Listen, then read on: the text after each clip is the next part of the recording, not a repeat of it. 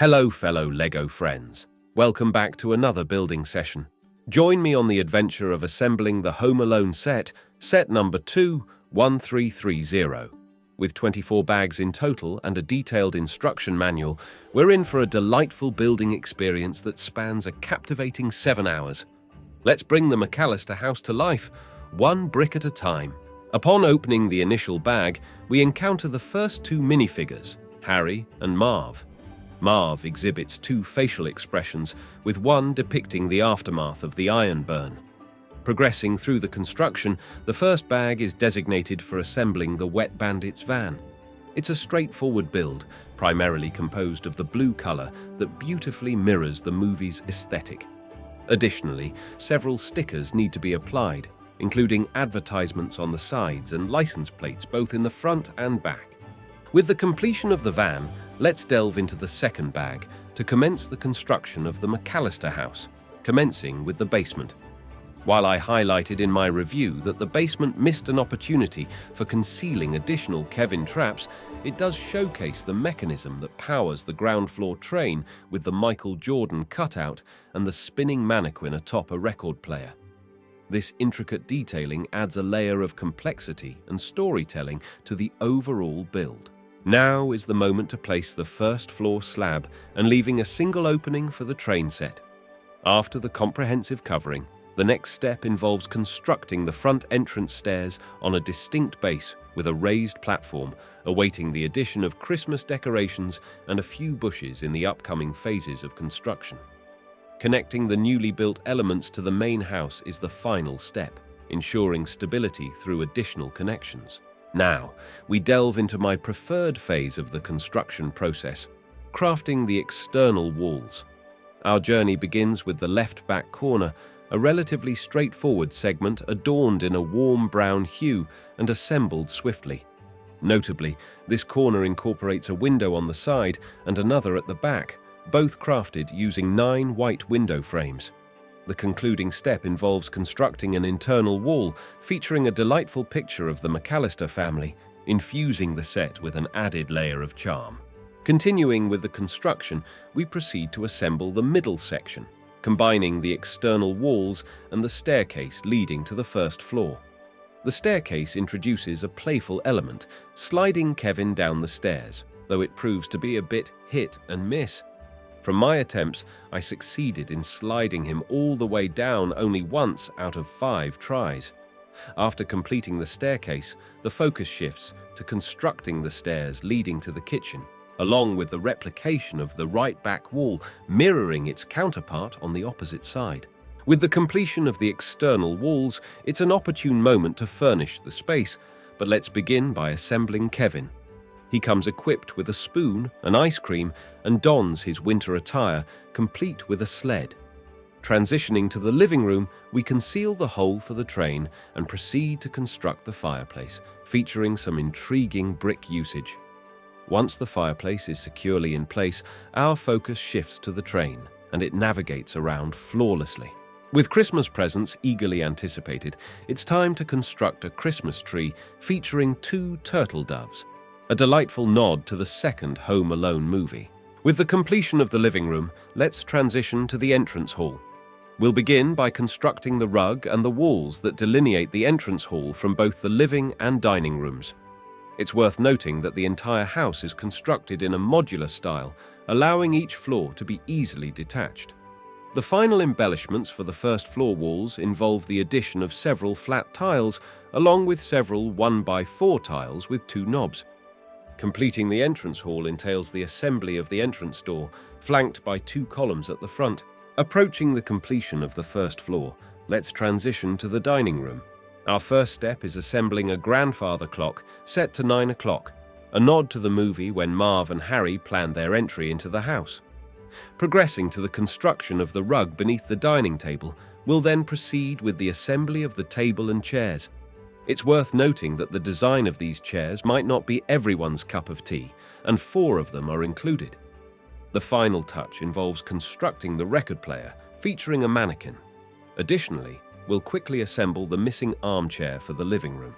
The finishing step involves crafting the openable walls for the ground floor. Identical in design, some might find this part of the process repetitive. Every wall includes 2 windows, yet the distinctive touch lies in the fact that only 1 window on each side is adorned with Louvre. The back of the wall is relatively plain, adorned with stickers depicting the Eiffel Tower and the Plaza Hotel posters. Festive decorations are strategically placed in the corners to add a touch of holiday cheer. The last touches encompass the addition of a few extra beams to provide support for the first floor, bringing the ground floor assembly to a close. Commencing the first floor assembly initiates with the swift and straightforward construction of the floor slab. Following its completion, the focus shifts to constructing the core, featuring stairs leading to the second floor. Despite a color choice that may seem slightly off-putting, it accurately mirrors the hues depicted in the movie. The core walls are adorned with various family pictures, adding a personal touch to the structure. Moving forward, the subsequent stage involves erecting the external walls for the first floor. These walls are constructed in a single sequence and incorporate multiple windows. It's worth noting that one of the windows is partially obstructed by the core wall, a design element that I perceive as a minor oversight from Lego. Entering the house, our first task is assembling the bed in the master bedroom, followed by the bedside table and a corner fireplace. The next step involves constructing a dividing wall between the bedroom and the staircase hall, where we also hang additional pictures on the wall.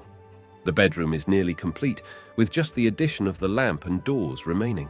Moving gradually towards the bathroom, our first step involves tiling the floor, followed by assembling the sink, wall, mirror, and a few accessories. This process incorporates an instructive building technique. Shifting our focus to Buzz's room, we begin with assembling the door, followed by constructing the bed and a desk with a chair. The next steps include furnishing the corridor with a few essential pieces of furniture. Once everything is prepared, the final step for the first floor is to construct the opening walls of the house. Similar to the ones we built for the ground floor, this stage involves 2 mirrored openable walls. The very last step is to add flat tiles, along with several 1x4 tiles with 2 knobs in white color, bringing the first floor assembly to a close. Connecting the first floor to the ground floor fits seamlessly. Now, let's transition to the roof. This proved to be the quickest assembly among all 4 floors. We initiate the process by constructing the floor slab for the roof, incorporating multiple layers for the roof perimeter. The roof begins to take form rapidly. We also need to assemble a few furniture pieces, such as a sofa bed, a desk, or a gumball machine, which was a truly enjoyable build. The remaining construction involves creating the roof with a few dormers. I would consider this the most straightforward task in the entire set. However, there are a few empty spaces on the sides of the roof, which is unfortunate as they could have accommodated more furniture pieces. The roof also aligns perfectly, giving the impression that the house is complete. However, there is a detachable part missing at the back. Let's now commence the construction of the basement. In the basement, we discover a washing machine and dryer, but the heating furnace steals the spotlight. Once this section is finished, we proceed to assemble the floor slab for the kitchen along with the external walls. With the walls in place, let's incorporate some kitchen furniture. This includes a fridge stocked with macaroni and cheese, several kitchen cabinets, a TV, and a couple of pizza boxes. However, the standout feature of the space is the laundry chute, complete with one of Kevin's traps. The falling iron. Once the kitchen is fully equipped, we enclose the space by constructing the roof. The final step involves attaching this section of the house to the main structure. And voila, it looks perfect to me. Oh my, the Christmas lights for the front. Honestly, the most tedious part for me. Even though I recognize it adds a special charm to the entire set, I'm just not a fan of those fiddly little Lego builds. As we approach the conclusion of the build, the final step is to construct the treehouse. Initially, I thought I might be missing a bag, considering there were only a very few pieces left. Surprisingly, to my delight, I wasn't missing anything, and I was able to build the treehouse as per the instructions. And there you have it, the Home Alone set, designated as set number 21330. Share your thoughts on this set in the comments below. Thank you for watching, and until next time, happy building.